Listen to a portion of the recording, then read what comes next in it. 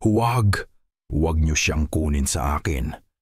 Ang mga salitang iyon, humihingal at pira-piraso, ang pumunit sa katahimikan ng madaling araw. Automatikong napadilat si Leo. Ang puso niya'y tila umakyat sa kanyang lalamunan. Isang linggo na siyang halos hindi natutulog. Isang linggo nang binabantayan ang bawat paghinga ni Lyra. Ang basang bimpo sa noo nito ay tuyo na naman. Muli niya itong isinawsaw sa palangganang may tubig at maligamgam na piniga bago maingat na ipinatong pabalik. Ang amoy ng alkohol at pawis ay kumakapit na sa lahat ng bagay sa loob ng kwarto, sa kumot, sa mga unan, sa sarili niyang damit. Isang linggo na, ngunit walang mahanap na sakit ang mga doktor. Normal ang blood test, malinaw ang x-ray. Pero ang lagnat ni Lyra, pabalik-balik, at sa tuwing aatake ito, dala niya ang mga panaginip na hindi niya maalala paggising. Mga panaginip na nag-iiwan ng bakas ng takot sa kanyang mukha. Hinaplos ni Leo ang pisngi ni Lyra. "Mainit pa rin. Dito lang ako, mahal," bulong niya, halos para sa sarili. "Pag gumaling ka, itutuloy natin yung plano. Diba? Yung maliit na bahay malapit sa bukid, yung hardin na gusto mo." Pilit niyang pinapasok ang liwanag sa isang silid na nilalamon na ng dilim. Pilit niyang binubuhay ang pangarap na unti-unting pinapatay ng bawat araw na lumilipas. Maya-maya, sa gitna ng paghimbing ni Lyra, may nagsimulang himig mula sa kanyang mga labi. Hindi isang ungol ng sakit, kundi isang tunog, isang kanta, isang himig na luma, malumanay at puno ng lungkot. Parang isang harana mula sa panahong nakalimutan na. Napakunot ang noo ni Leo. Saan niya narinig yun? Hindi pamilyar ang tono, pero pakiramdam niya'y narinig na niya ito dati, sa isang lugar na hindi niya matukoy, sa isang panaginip na hindi kanya. Habang nagpapatuloy ang himig, bigla, isang amoy ang pumuno sa hangin.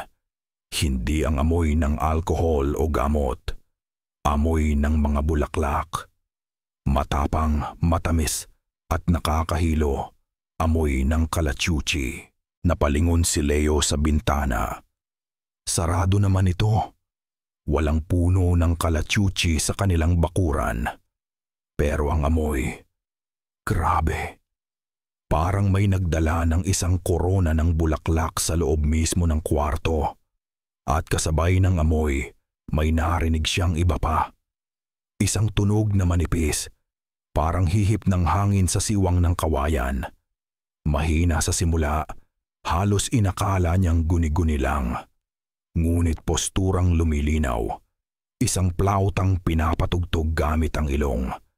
Isang pamilyar na tunog sa mga lumang tugtugin ng probinsya. At ang tinutugtog nito ay ang parehong himig na kinakanta ni Lyra sa kanyang pagtulog.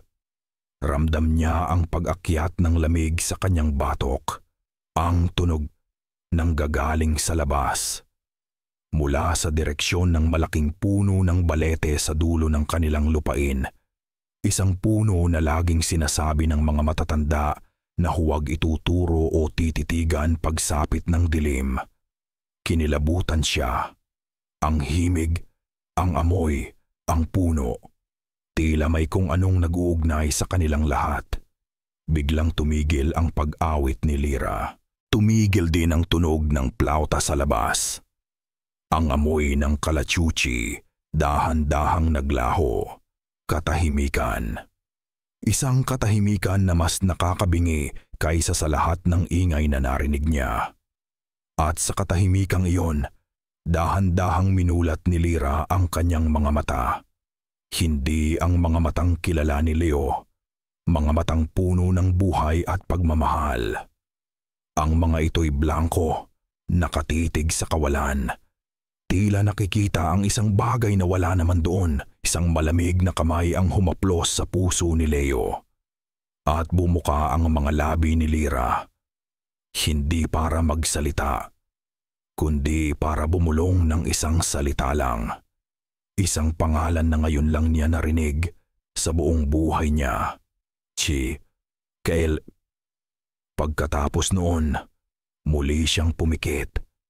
At ang paghinga niya ay bumalik sa normal na ritmo ng isang mahimbing na natutulog. Na para bang walang nangyari. Pero si Leo, naiwang nakatayo, hindi makagalaw. Ang hangin sa silid ay tila mas kumapal, mas mabigat. Ang pangalang yon ay umalingaw-ngaw sa kanyang isipan, paulit-ulit. Kael. Sino si Kael?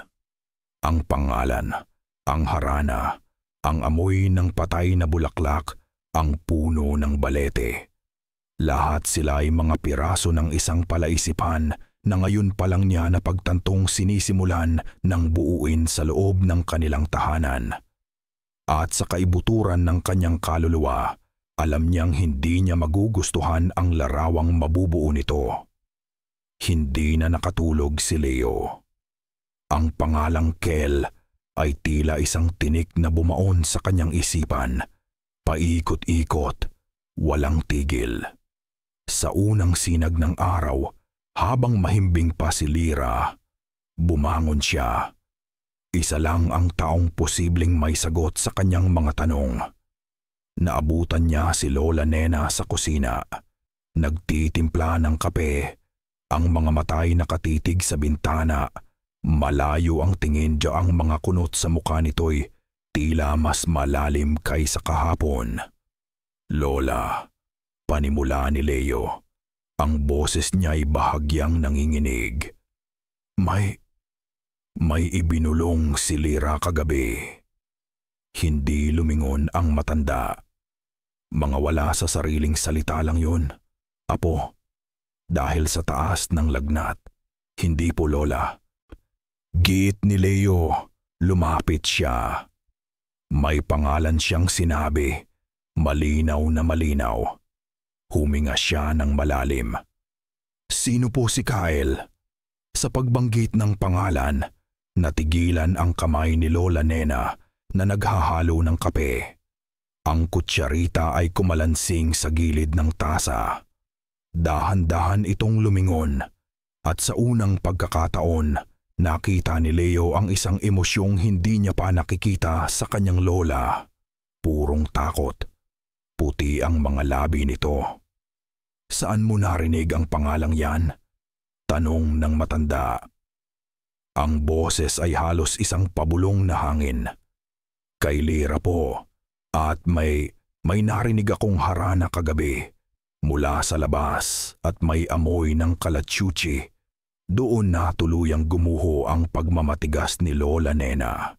Ibiniya niya ang tasa sa lamesa nang may panginginig. Natapon ang kaunting kape. Diyos ko po! Anas niya, napahawak sa kanyang dibdib. Nagsisimula na. Ang alin po, Lola? Anong nagsisimula? Halos magmakaawang tanong ni Leo. Hindi sumagot si Lola Nena. Sa halip, tumayo ito at humakbang. Sumunod ka sa akin. Sinundan niya ang matanda paakyat sa makipot at matarik na hagdanan patungo sa itaas ng bahay. Sa lugar na tinatawag nilang bodega, isang lugar na bihirang buksan, hadadanda mabububitasan, pinaglalagyan ng mga lumang gamit at mga alaalang matagal nang ibinaon sa limot. Ang bawat hakbang sa hagdan ay may kasamang alatiit na tila nagrereklamo sa bigat ng kanilang dinadala. Ang amoy ng alikabok, lumang kahoy at nabubulok na papel ay sumalubong sa kanila pagbukas ng pinto. Madilim sa loob. Ang tanging liwanag ay mula sa isang maliit na bilog na bintana na puno ng agiw. Sa gitna ng mga lumang silya, sirang aparador at mga kahong puno ng kung ano-ano. Itinuro ni Lola Nena ang isang bagay, isang baul, isang lumang baul na yari sa Nara. Inukitan ng mga disenyong halos hindi na makita dahil sa katagalan. Malaki ito at mukhang mabigat, nakasara gamit ang isang kalawanging kandado. Tila ito isang sarcophagus ng mga sikreto. Lola, ano po ito? Nandyan ang sagot sa mga tanong mo. Sagot ni Lola Nena. Ang boses ay garalgal, hindi makatingin ng diretso sa baul. Tila ito isang halimaw na natutulog. Hinawakan niya ang braso ni Leo. Ang mga daliri niya ay malamig na parang yelo. Pero nakikiusap ako sa iyo, Apo. Tumingin siya sa mga mata ni Leo, puno ng pagmamakaawa. Huwag mong bubuksan. Naguguluhan si Leo. Pero sabi niyo po nandito ang sagot. May mga sagot na mas mabuting manatiling nakatago. Putol ng matanda. Lumapit siya sa baul at sa isang saglit nakita ni Leo ang ginawa nito. Dahan-dahan, nanginginig, hinaplos ng matanda ang takip ng baul. Ang mga mata niya ay puno ng pinaghalong lungkot at pagsisisi, na para bang humihingi ng tawad sa isang bagay na matagal na niyang kasalanan. Iyon ay hindi lang isang haplos sa lumang kahoy. Iyon ay isang haplos sa isang libingan. Ang babala ng kanyang lola ay malinaw, ngunit ang pagnanais na mailigtas si Lyra ay mas malakas. Hindi niya ito maintindihan. Bakit ipapakita sa kanya ang pinto kung hindi naman pala pwedeng pasukin? Binaliwala niya ang pakiusap. Humakbang siya palapit. Ang puso niya ay dumadagundong sa kanyang dibdib. Inangat niya ang kanyang kamay, nilalayon na hawakan ang kalawanging kandado. Isang pulgada na lang ang layo ng kanyang mga daliri. Isang tunog. Sunod-sunod, mabilis. Ang kandilang nagbibigay liwanag sa hagdanan. Ang gasera sa kusina, ang maliit na ilaw sa altar, lahat ng apoy sa loob ng bahay ay sabay-sabay na namatay. Na para bang may isang hiningang hindi nakikita ang umihip sa mga ito. Ang bodega ay biglang nilamon ng dilim. Ang tanging natirang liwanag ay ang malamig at maputlang sinag ng buwan na tumatagos sa maruming bintana. Gumuguhit ng isang parisukat na liwanag sa sahig at nag-iiwan sa baul at sa kanila sa ganap na kadiliman.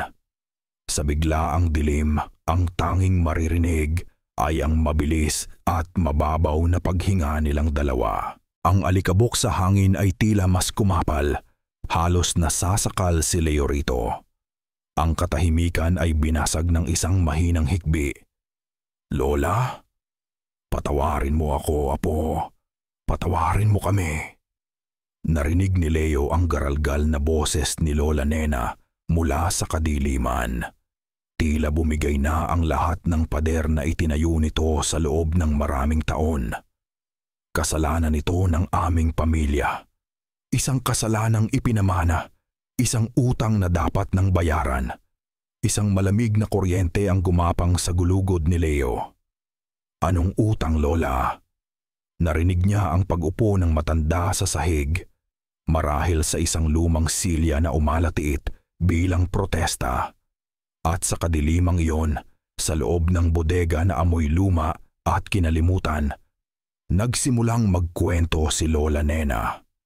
Ang kanyang boses ay nanginginig, bawat salita ay tila isang mabigat na batong inaalis sa kanyang dibdib. Sinabi niya na ang lola ng kanyang ina, ang lola sa tuhod ni Lyra, ay hindi magkaanak. Sa desperasyon at sa kahihiyan, sa isang gabing walang buwan, gumawa ito ng isang bagay na ipinagbabawal. Pumunta siya sa puno ng balete. Doon, nagmakaawa siya sa di nakikitang tagabantay nito. Isang makapangyarihang engkanto. Nag-alay siya ng dasal at dugo at humiling ng isang biyaya. Ang engkanto, si Kael, ay dininig ang kanyang panalangin. Binigyan niya ng anak ang aking lola. Patuloy ni Lola Nena, ang boses ay basag. Pero ang bawat biyaya mula sa kanila ay may katumbas na kapalit, isang pangako, isang utang na loob na hindi pwedeng talikuran. Ano po ang kapalit? Halos pabulong na tanong ni Leo. Ang pinakaunang matamis na bunga ng ikatlong henerasyon. Natigilan si Leo. Kinuwenta niya sa kanyang isipan. Ang lola sa tuhod. Ang lola niya. Si Lira. Si Lira ang ikatlong henerasyon. Siya ang bunga. Siya ang bayad. Iyon ang dahilan kung bakit siya nagkasakit. Humihikbing sabi ng matanda. 21 taon na siya. Oras na para maningil. Oras na para kunin ang ipinangako. Ang kwento ay parang isang suntok sa sikmura ni Leo. Nagalis ng lahat ng hangin sa kanyang baga. Isang sumpa. Isang kasunduan mula sa nakaraan na ngayon ay hinahabol sila. Hindi ito sakit. Ito ay isang pag-angkin. May paraan po ba para labanan to? May magagawa pa po ba tayo? Tanong ni Leo. Ang boses niya ay desperado. Kumakapit sa pinakamaliit na sinulid ng pag-asa. Tumango si Lola Nena sa dilim. Meron, isang ritual. Nakasulat sa mga lumang talaarawan ng aking lola. Isang paraan para baguhin ang kasunduan. Pero kailangan itong gawin sa loob ng takdang panahon. Huminga siya ng malalim. Ang 9 na gabi ng nobena para sa pista ng ating barangay. Sa susunod na linggo na iyon magsisimula. 9 na gabi, isang orasan ang biglang umandar sa isipan ni Leo. Isang karera laban sa isang kalabang hindi niya nakikita. Sa gitna ng kanyang pag-iisip, bigla, isang ilaw ang kumislap. Ang kandila sa hagdanan, sumunod ang gasera sa kusina. Isa-isang nagsibalik ang mga apoy, na parabang ang kanilang pag-uusap sa dilim ay isang uri ng pahintulot, isang pagbubukas ng pinto na hindi na muling maisasara. Ang liwanag ay bumalik sa bodega. Ngayon, ang baul sa kanilang harapan ay hindi na lang isang lumang gamit. Isa na itong testamento, isang hawla. Tumayo si Leo. Ang takot sa kanyang mga mata ay napalitan ng isang bagay na mas matigas, mas matatag. Determinasyon. Tumingin siya sa kanyang lola. Hinawakan ang kamay nito at marahang itinayo. Gagawin ko ang lahat para kay Lira. Lola, sabi niya. Ang boses ay buo na, walang bakas ng pag-aalinlangan. Sabihin niyo lang ang kailangan kong gawin. Para sa isang saglit, nakita ni Leo ang pag-asa sa mga mata ng matanda. Tumango ito. Huminga ng malalim si Leo. Lumapit sa baul, kumuha ng isang piraso ng bakal mula sa mga lumang gamit at buong lakas na sinira ang kalawanging kandado. Isang malakas na kalabog ang umalingaw-ngaw sa silid. Dahan-dahan niyang itinaas ang mabigat na takip. Ang amoy ng naphthalene balls at lumang tela ay sumingaw. Sa loob, sa ibabaw ng mga barot saya na kulay krema na, dahil sa katagalan, sa tabi ng isang maliit na rosaryo at isang nakatuping panuelo, ay may isang lumang talaarawan na nakatali sa isang leather na sintas. At sa ilalim nito, isang bagay pa, isang litrato. Kinuha ito ni Leo. Isa itong sepia-toned na larawan ng isang lalaki. Nakasuot ng barong. Ang buhok ay maayos na nakas-petrolyo Ang kanyang tindig ay maginoo, ngunit hindi iyon ang nakakuha ng kanyang pansin. Ang mukha ng lalaki, may kung anong pamilyar dito. Ang hugis ng panga, ang kurba ng mga labi. Tinitigan niya ito ng matagal. Pilit inaalala kung saan niya nakita ang mukhang iyon. Hindi niya matukoy. Ngunit habang tinititigan niya ang mga mata sa lumang larawan, isang malamig na pakiramdam ang dumaloy sa kanyang buong katawan. Ang mga matang iyon ay tila tumitingin pabalik sa kanya nang may pag-aangkin. Ang pagsisimula ng 9 na gabi ng nobena ay nagdala ng kakaibang bigat sa hangin. Sa labas, maririnig ang malalayong tunog ng mga taong nagsisimba. Ang kampana ng simbahan, ang buhay na gabi ng isang barangay na naghahanda para sa pista. Ngunit sa loob ng bahay nila Lira, ang tanging buhay na tunog ay ang pagaspas ng mga pahina ng 100 taong gulang na talaarawan.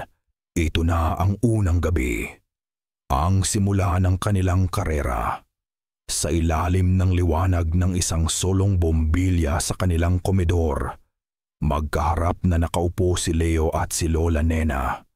Sa gitna nila nakalatag ang pinakamatanda at pinakamahalagang aklat na nahawakan ni Leo sa buong buhay niya. Ang papel nito'y marupok na sa katagalan, kulay kape, at ang sulat kamay sa loob gamit ang lumang pluma ay tila mga aninong sumasayaw. Isang halo ng malalalim na Tagalog at Kastilang hindi na ginagamit ngayon. "Anong sabi dito, Lola?" tanong ni Leo. Itinuturo ang isang linya. Sumimsim muna ng tubig si Lola Nena. Isinuot ang kanyang salamin at inilapit ang muka sa talaarawan. "Sandali, Apo," anas niya. Ang daliri niya ay nanginginig habang sinusundan ang bawat salita. Ang halimuyak ng bulaklak na puti ang siyang unang tawag. Bulaklak, kalachuchi, sampagwita. Hindi nila sigurado. Nagpatuloy sila. Bawat salita ay isang pakikipagbuno. Ang mga letra ay halos nabura na at ang mga pangungusap ay tila mga bugtong. Pagkatapos ng halos 1 oras, 3 salita pa lang ang malinaw na nakuha nila mula sa makapal na sulatin.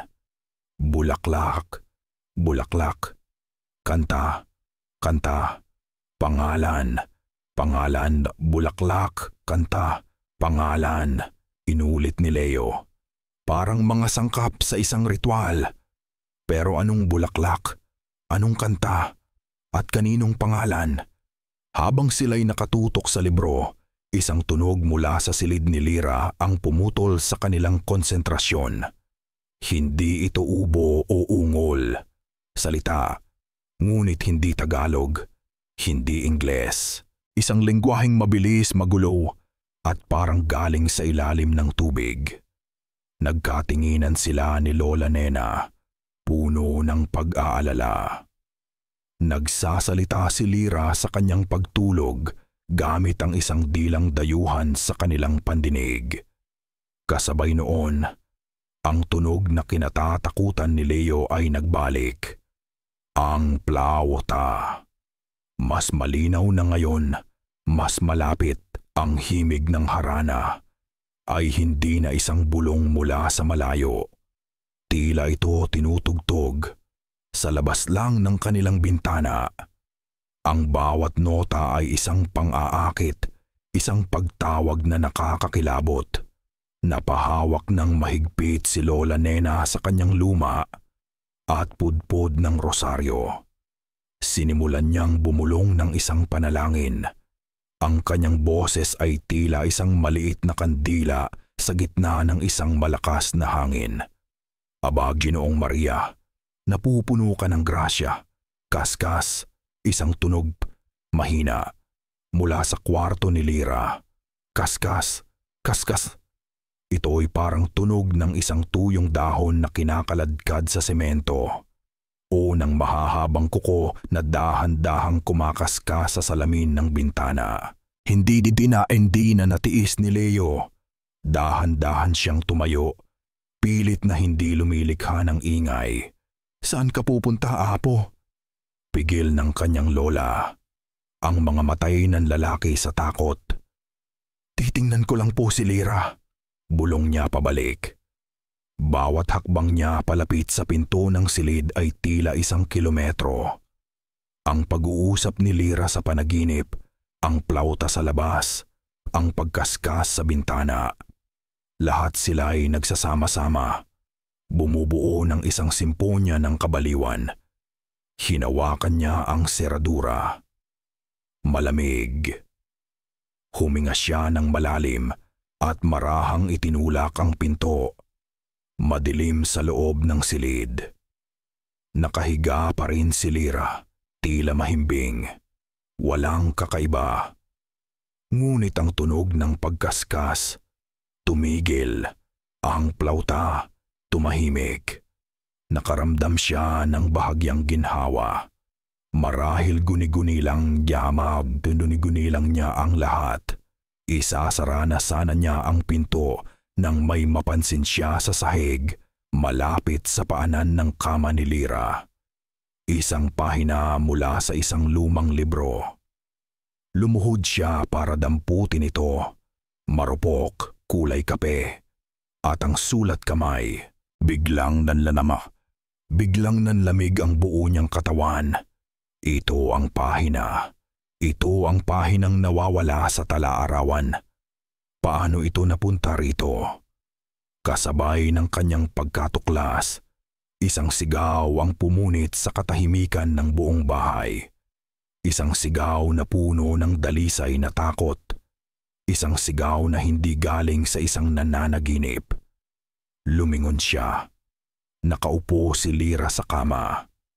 Ang mga matay dilat na dilat, nakaturo sa isang sulok ng silid na walang laman. At sumisigaw, paulit-ulit. Walang tigil, nanigas si Leo. Ang kutsilyo sa kamay ng kanyang lola ay kumikinang sa malamig na liwanag ng buwan. Isang nanggipin ng bakal na handang kumagat. Ngunit ang mas nakakatakot ay ang mga mata nito. Blanko, walang emosyon. Parang mga bintanang salamin na walang sino mang nakatira sa loob. Hindi ikaw si Leo. Umalis ka dito. Ang boses. Hindi iyon ang boses ng kanyang lola Nena. Iyon ay patag, malamig, at walang anumang bakas ng pagmamahal na kinalakihan niya. Ito ang boses ng isang estranghero na ginagamit lang ang lalamunan ng kanyang lola. Lola, ako po ito, si Leo, sabi niya.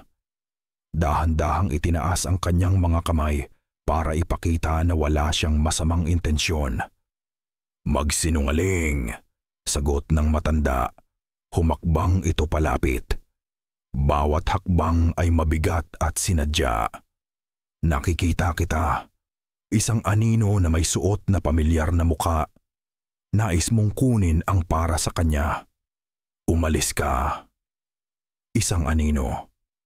Si Kyle. Sinusubukan nitong baliktarin ang lahat. Sinusubukan nitong palabasin na si Leo ang masama, ang nanghihimasok. Ito ay isang laro sa isipan. Isang lason na idinadaan sa mga salita. Alam ni Leo na hindi niya pwedeng saktan ang kanyang lola. At alam niyang hindi niya ito mararason. Kailangan niyang gisingin ang totoong lola Nena na nakakulong sa loob. Sa kanyang isipan, biglang nagliwanag ang isang alaala. Ang rosaryo. Ang rosaryo na laging hawak-hawak ni Lola Nena tuwing nagdarasal sa hapon. Ang rosaryo na isinasabit nito sa ulunan ng kama ni Lira. Nasaan yon? Sa dambana. Sa maliit na altar sa sulok ng sala. Lola, Pakinggan niyo po ako, sabi ni Leo. Ang boses niya'y pilit na pinapakalma habang ang kanyang mga mata ay nakatutok sa kutsilyo at ang kanyang mga paay dahan-dahang umaatras patungo sa direksyon ng altar. Ang boses ng ahas ay matamis pakinggan, sagot ng malamig na tinig. Ngunit lason ang dala. Patuloy ito sa paghakbang at sa bawat hakbang, tila lumalamig ang sahig na kanyang tinatapakan. 2 hakbang na lang. Isa pa. Nang halos abot kamay na lang niya ang altar, gumawa siya ng isang desperadong kilos. Sumugod siya. Hindi papalapit sa matanda, kundi patagilid. Sinunggaban ang rosaryong nakasabit sa isang maliit na imahen ng Santo Niño. Ang krus na gawa sa metal ay nagyayelo sa kanyang palad. Humarap siya. Huli na ang lahat para sa pag-aalinlangan. Habang itinaas ng matanda ang kutsilyo, sumugod si Leo at buong lakas na idiniin ang krus ng rosaryo sa noo nito. Isang nakakabinging katahimikan ang naghari sa isang segundo. Pagkatapos, isang sigaw. Ngunit hindi galing sa lalamunan ni Lola Nena. Ang sigaw ay tila nang galing sa lahat ng sulok ng bahay nang sabay-sabay. Isang sigaw na hindi gawa ng puno ng galit at sakit na tila pinupunit ang mismong hangin. Namilipit si Lola Nena. Ang mga matay pumuti at isang itim na usok na halos hindi makita ang tila lumabas mula sa kanyang bibig. Ang kutsilyo ay kumalansing sa sahig. Pagkatapos, na parang isang puppet na pinutulan ng tali, bumagsak siya walang malay. "Lola!" Sigaw ni Leo. Sinalo ang kanyang lola bago tumama ang ulo nito sa semento. Hinaplos niya ang mukha nito. "Lola, gumising po kayo." Makalipas ang ilang saglit, nagmulat ito. Kumurap-kurap, lumingon sa paligid. "Apo, anong ginagawa natin sa sahig?" tanong nito. Ang boses ay mahina na at puno ng pagkalito. Bakit madilim? Wala siyang maalala. Pinulot ni Leo ang kutsilyo at mabilis na itinago sa likod niya. Pilit siyang ngumiti. "Nanaginip po yata kayo, La. Tumayo po kayo para ihatid ko na kayo sa kwarto niyo." Ngunit habang tinutulungan niya ang kanyang lola na halos wala ng lakas, alam ni Leo sa kaibuturan ng kanyang puso na hindi na sila ligtas. Hindi na ito simpleng pagpaparamdam. Umaatake na si Kyle. Ginagamit na nito ang mga taong mahal niya laban sa kanya. Hindi niya ito kaya ng mag-isa. Kailangan niya ng tulong. 5 gabi. Si Leo, pagod at halos wala ng pag-asa, ay naglakbay papunta sa kabilang barangay. May isa siyang huling baraha na susubukan. Si Mang Celso, isang matandang albularyo na sinasabing may kakayahang makipag-usap sa mga di nakikita. Ang bahay ni Mang Celso ay maliit. Yan ang matanda niya pamangid. Puno ng mga pinatuyong halaman at mga botelyang may lamang kung ano-anong langis. Matapos marinig ang kwento ni Leo, tumangulang ang matanda. Ang muka'y seryoso at walang emosyon. Sumama ito pabalik, ngunit pagdating nila sa tarangkahan pa lang ng bahay nila Lira, biglang huminto si Mang Celso. Itinaas niya ang kanyang kamay, na para bang may isang pader na hindi nakikita sa kanyang harapan. Hindi ako pwedeng tumuloy," sabi niya. Ang boses ay biglang naging mabigat. "Bakit po?" Hindi sumagot si Mang Celso. Sinimulan niyang bumulong ng isang dasal sa Latin. Ngunit habang siya'y nagdarasal, isang butil ng dugo ang biglang pumatak mula sa kanyang ilong. Sumunod ang isa pa. hanggang sa ito'y naging isang tuloy-tuloy na agos ng maitim na dugo, dumadaloy sa kanyang mga labi. Napaurong ang matanda, pinupunasan ang dugo gamit ang likod ng kanyang kamay. Ang kanyang mukha ay puno ng pinaghalong pagkamangha at takot. Tumingin siya kay Leo. Ang mga mata niya'y nagsasabing talo na siya bago pa man magsimula ang laban. Masyadong malakas ang nakatira diyan, anas niya hirap sa paghinga. Hindi ko kaya. Hinawakan niya ang balikat ni Leo.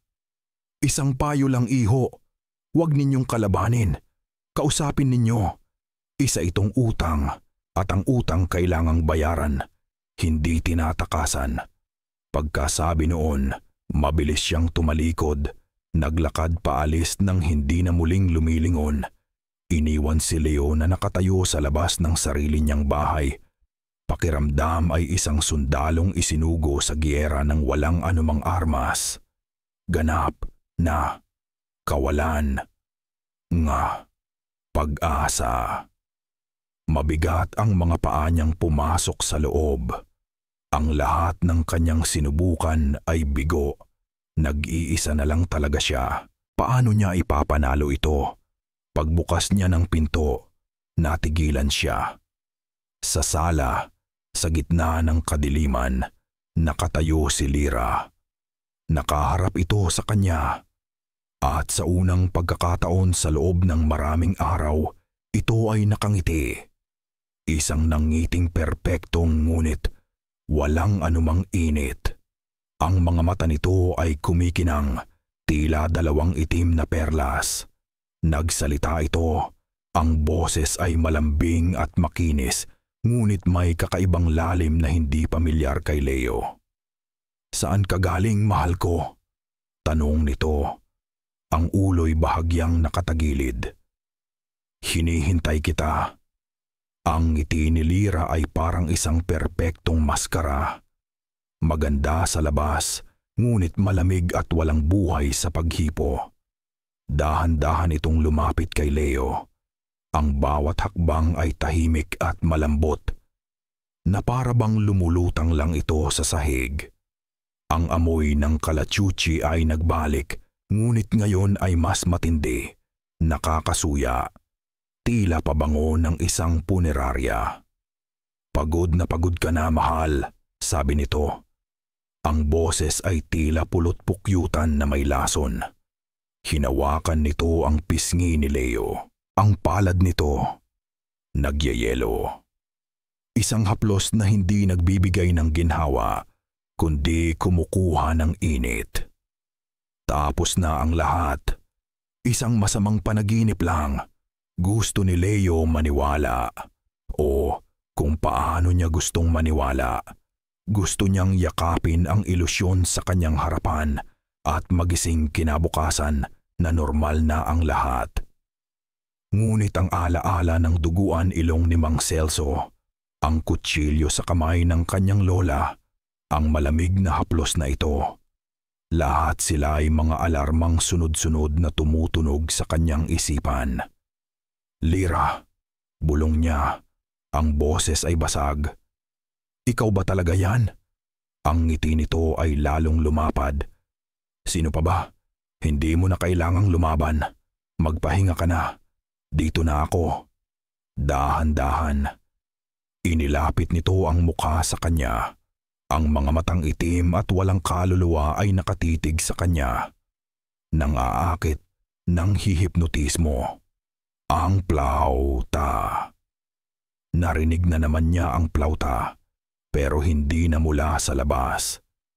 Ngayon, ang tunog ay tila nang gagaling sa loob mismo ng kanyang ulo, isang harana na para sa kanya lamang. Malapit na. Ang mga labi nilang dalawa ay halos magkadikit na. Isang halik na lang at matatapos na ang lahat ng paghihirap. Isang halik na lang. Huwag! Leo! Isang sigaw mula sa dilim. Mula sa pintuan ng kusina. Lumabas si Lola Nena. Ang mukha ay puno ng panik. Hawak niya ang kanyang rosaryo na tila isa itong sandata. "Huwag mo siyang hahalikan!" sigaw muli ng matanda. "Isa yang selyo, isang pag-ako. Sa oras na gawin mo yan, isinusuko mo na siya ng tuluyan." Hindi lumingon ang Lira sa kanyang harapan. Ang mga mata nito'y nakatutok pa rin kay Leo, ngunit ang ngiti ay bahagyang naglaho, napalitan ng inis.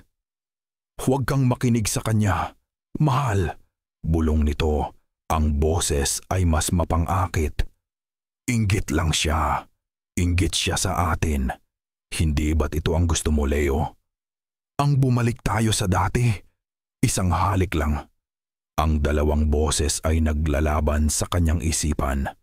Ang babala ng kanyang lola at ang pang-aakit ng demonyo sa anyo ng kanyang minamahal. Ngunit sa likod ng lahat ng iyon, isang alaala ang biglang lumitaw. Ang mukha ng totoong Lira kanina lang, umiiyak at bumubulong. "Natatakot ako. Iyon ang totoo. Ang takot, ang paghihirap. Hindi itong perpektong ilusyon."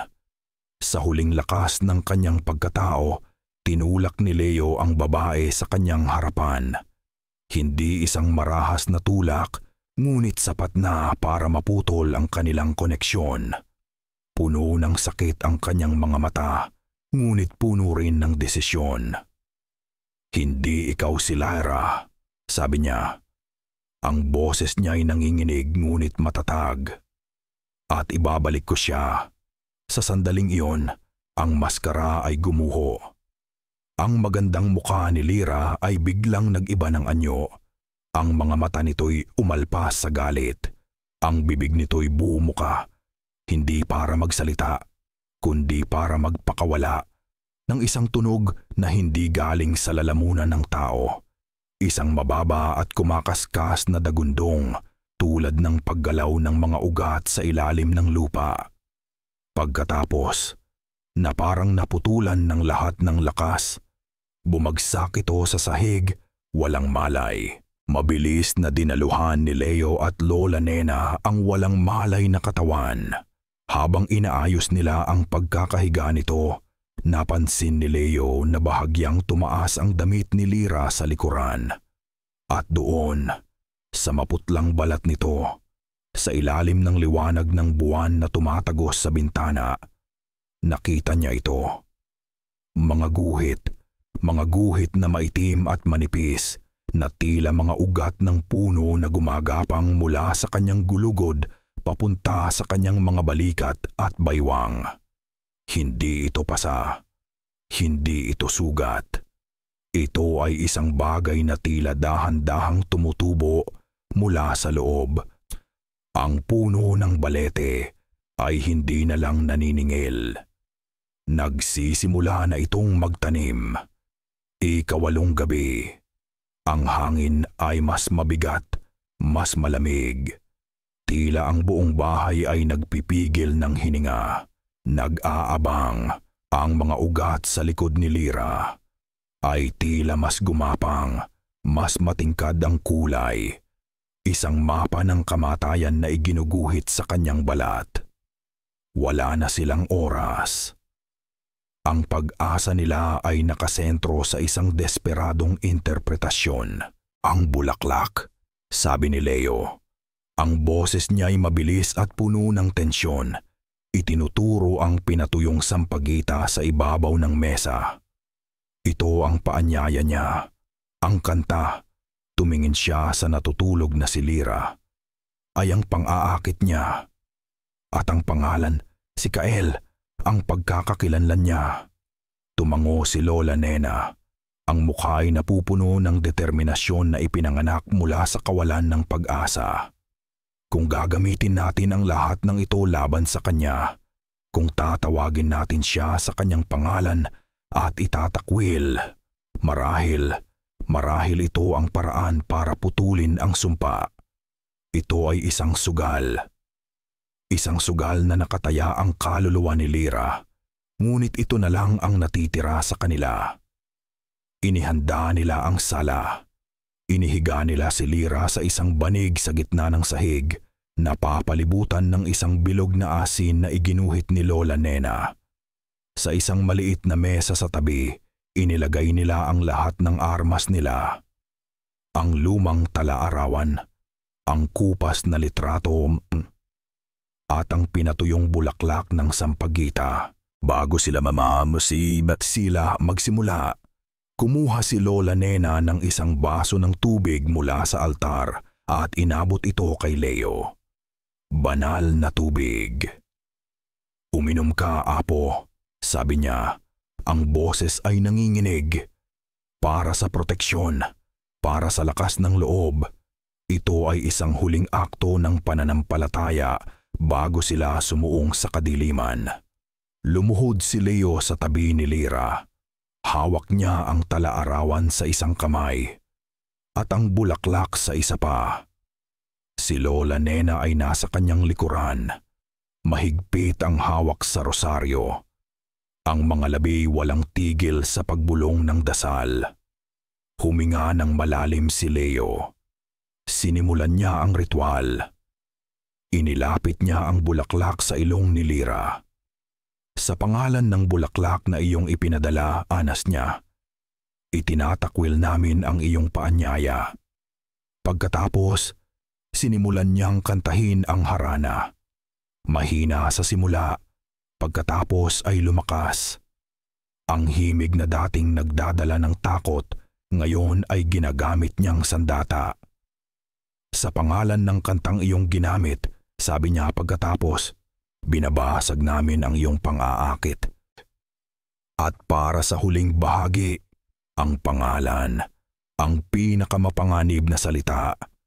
Itinaas ni Leo ang kanyang boses. Ang bawat ugat sa kanyang leeg ay lumitaw.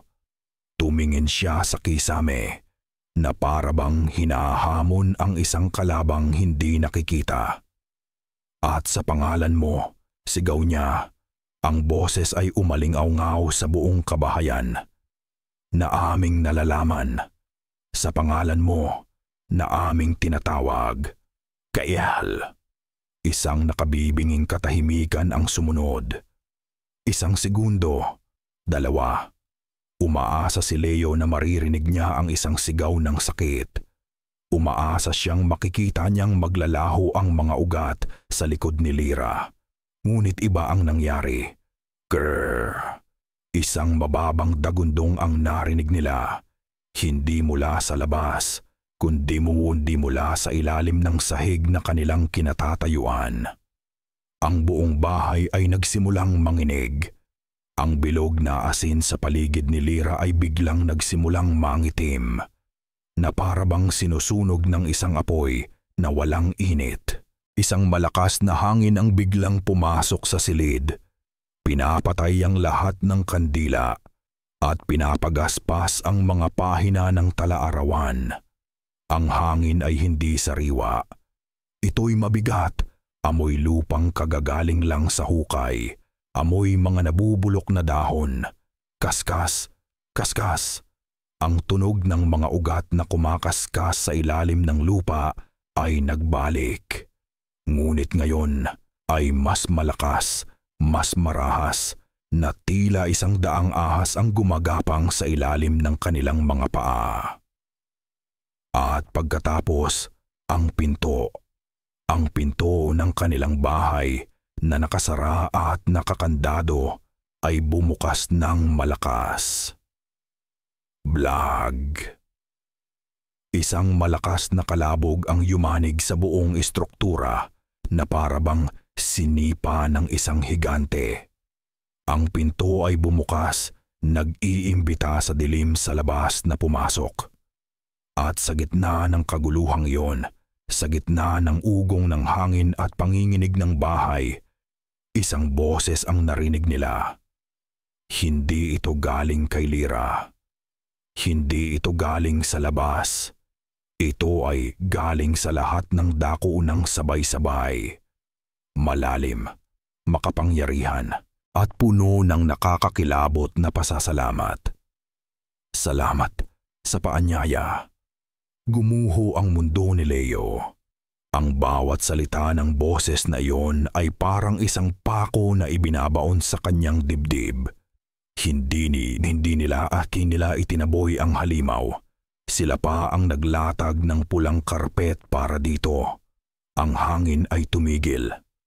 Ang panginginig ng bahay ay nawala. Ang tanging natira ay isang katahimikang mas masahol pa sa sigaw. Isang katahimikang puno ng pag-aabang, ng isang presensyang hindi na kailangang kumatok. Nasa loob na ito, si Lola Nena ay napaluhod, ang rosaryo ay nahulog mula sa kanyang nanginginig na kamay. Patawad, patawad, paulit-ulit niyang bulong, hindi sa Diyos, kundi sa hangin, sa bahay, sa aninong kanilang pinapasok. Nangibabaw ang galit sa takot ni Leo. Galit sa sarili. Galit sa talaarawan. Sa desperasyon, sinunggaban niya ang lumang libro mula sa mesa at ibinalibag ito sa pader. Mga kasinungalingan! Sigaw niya. Pak! Tumama ang talaarawan sa pader.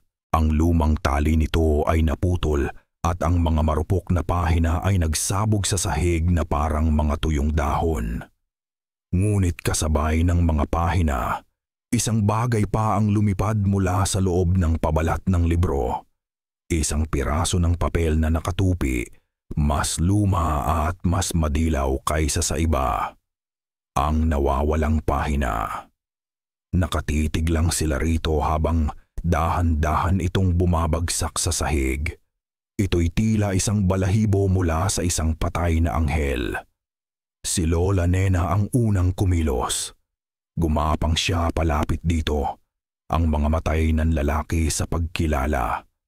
Pinulot niya ito gamit ang nanginginig na mga kamay at dinala sa natitirang liwanag ng buwan na tumatagos sa bintana. Ano po yan, Lola? Tanong ni Leo. Ang boses ay halos paos na. Hindi sumagot ang matanda. Ang mga mata nito ay mabilis na gumagalaw. Binabasa ang halos hindi na makitang sulat kamay. Ang kanyang mukha ay dumaan sa iba't ibang yugto ng emosyon. Pagkalito, pagtataka, at sa huli, isang realisasyon na nakakawasak ng kaluluwa. Diyos ko po, anas niya. Diyos. Tumingin siya kay Leo. Ang mga matay puno ng luha ng pagsisisi. Nagkamali tayo, Apo. Napakalaki ng ating pagkakamali. Inilahad niya ang pahina kay Leo. Basahin mo. Ngunit alam niyang hindi ito maiintindihan ni Leo. Kaya siya na ang nagsalin. Ang ritual. Nagsimula si Lola Nena. Ang boses ay basag. Hindi ito pangalis, hindi ito para basagin ang kasunduan. Huminga siya ng malalim. Ito ay para parangalan ito, para baguhin. Ipinaliwanag niya ang nakasulat. Ang lola sa tuhod ni Lira ay hindi kinasusuklaman si Kael. Siya ay nagpapasalamat. Ang engkanto ay hindi isang demonyo.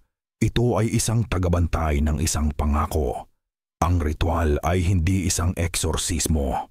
Ito ay isang seremonya ng pag-renew. Isang paraan para mag-alay ng isang bagong handog kapalit ng kaluluwa ni Lira. Ang bulaklak ay hindi isang paanyaya, kundi isang regalo ng paggalang. Ang kanta ay hindi isang pang-aakit, kundi isang pag-alala sa lumang kasunduan. At ang pagbanggit sa pangalan ay hindi isang hamon, ito ay isang pagkilala. Lahat ng ginawa nila ay baliktad. Ito ang dahilan kung bakit niya tayo pinapasok, humihikbing sabi ng matanda. Dahil sinunod natin ang mga hakbang, hindi para itakwil siya, kundi para tanggapin. Natigilan si Leo. Ang katotohanan ay parang isang malaking alon na tumangay sa kanya. Bigla niyang naalala ang kupas na litrato. Mabilis niya itong kinuha mula sa sahig. Tinitigan niya itong muli. At sa wakas, Sa ilalim ng bagong liwanag ng katotohanan ito, naintindihan na niya kung bakit pamilyar ang mukha. Hindi dahil ito ang mukha ni Kael, ito ay pamilyar. Dahil ang mga mata ng lalaki sa litrato ay kaparehong-kapareho ng mga mata ng sarili niyang ama. At ang hugis ng kanyang panga ay kapareho ng sa kanya. Ang kanyang ninuno, hindi lang pamilya ni Lyra ang may kinalaman dito, pati ang sa kanya. Ang bagong alay, bulong ni Leo sa sarili. Biglang nauunawaan ang lahat. Hindi material na bagay ang kailangan. Hindi dasal. Isang bagong tagapag-alaga. Isang bagong dugo na mangangako. Kasabay ng kanyang realisasyon, isang tunog ang pumutol sa kanilang pag-iisip. Yabag. Isang mabagal, mabigat na yabag mula sa hagdanan. May bumababa. Yabag. Hindi ito nagmamadali. Alam nitong wala na silang mapupuntahan. Napatingin si Leo at si Lola Nena sa madilim na pasilyo na patungo sa kanilang kinaroroonan. Ang mga yabag ay huminto sa isang silid sa tabi nila. Ang silid kung saan nila inihiga si Lyra. Nagkatinginan sila. Ang takot ay tila isang malamig na bakal sa kanilang mga lalamunan. Pagkatapos, isang mahinang tunog ang kanilang narinig. Isang tunog na mas nakakatakot kaysa sa kahit anong sigaw. Click. Tiyang tunog ng dahan-dahang pagpihit ng seradura ng pinto.